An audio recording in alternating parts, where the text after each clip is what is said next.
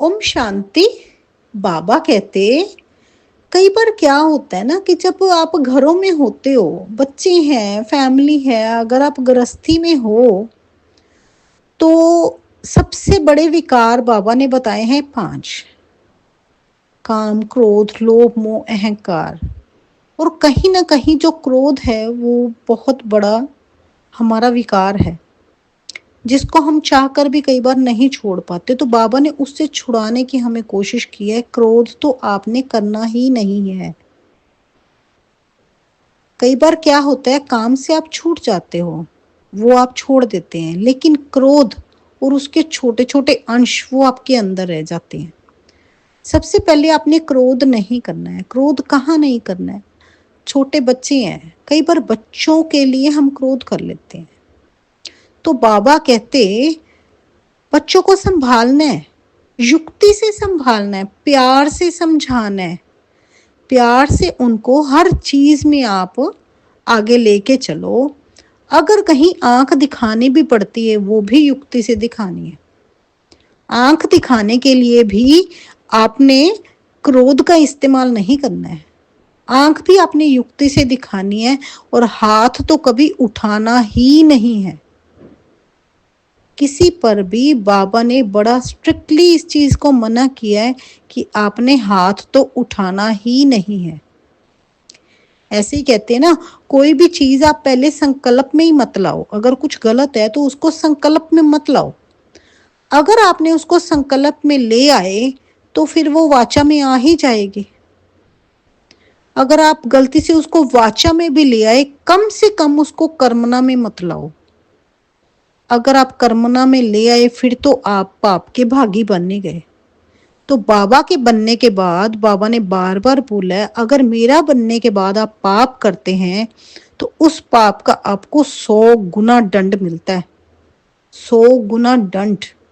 इसलिए हमें कोई भी कर्म करने से पहले, कोई भी एक संकल्प करने से पहले भी हमें बार बार सोचना है कि अगर मैं किसी के लिए कोई संकल्प भी कर रहा हूं, क्या वो मेरे लिए करे तो मुझे वो अच्छा लगेगा।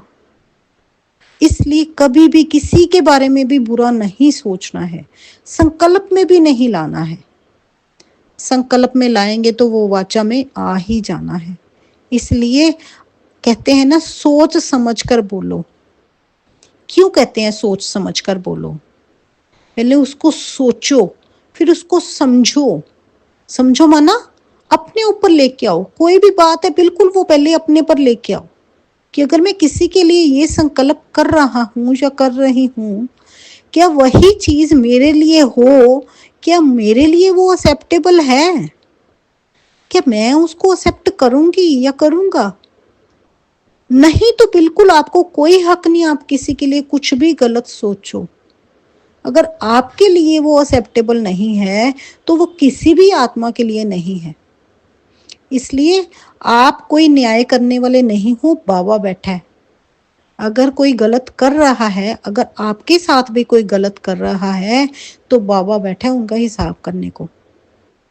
आपको उसके लिए कुछ भी गलत सोचने की जरूरत नहीं है। अपना भाग्य खराब करने की जरूरत नहीं है। आप पाप के भागी मत बनो किसी के लिए कुछ भी गलत सोच के। इसलिए हमेशा सही सोचो, सही कर्म करो और सही मीठा बोलो। बाबा तभी कहते हैं ना, अपनी चलन सुधारो।